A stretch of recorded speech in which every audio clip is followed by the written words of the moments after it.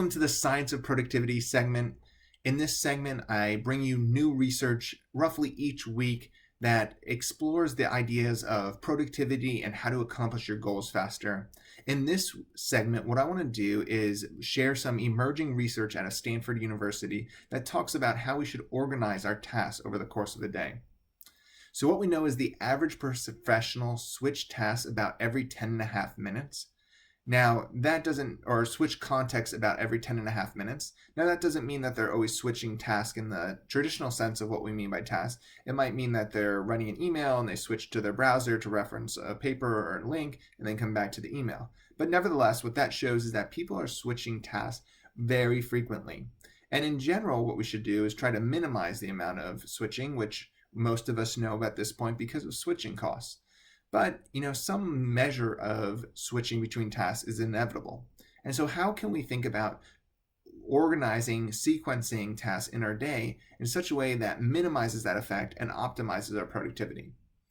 Well, research from an associate professor of organizational behavior at Stanford shows us some insights that we can use here. And what she did was she looked and spent some time on tea plantations in India, which I know is very different from most of those who are listening, your jobs. But I think there's some insights we can transport there.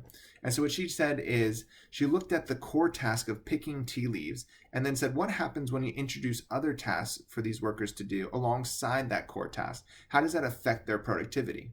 And what she found was that the nature of the task that is added to the core task actually has a huge effect on productivity.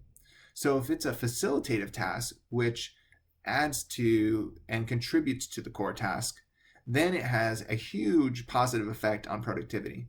But if it's a non-facilitative task, so it doesn't do anything to support the core task, then it actually has either a negative effect or a neutral effect on productivity. The effect is actually so significant that it boosted productivity on the core task by 10% for up to a month after introducing a facilitative supplementary task. Now, why does it do that? Why does adding a facilitative task, boost productivity? Well, Professor Ranganathan's theory is that it has to do with something called core task identification, which is basically your identification with the task, your engagement with the task and belief in it and commitment to it. And so what happens is when you engage in a facilitative task, you actually get the broader picture of why that core task is important because you see these other complementary tasks that are building out the whole picture of why that matters. And so it creates and strengthens your core task identification. So what does this mean for you? Recognizing that your job is likely very different. You probably do a huge variety of tasks. Well, what I say is reflect on your core tasks. What are the core tasks that you're being paid to do, that you've decided to do?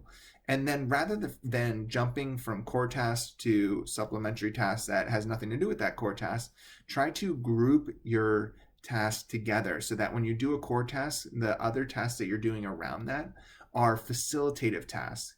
And take pockets of the day and group those as much as you can together. And you might experience a boost in your productivity. If it's anywhere close to 10%, that will be really significant.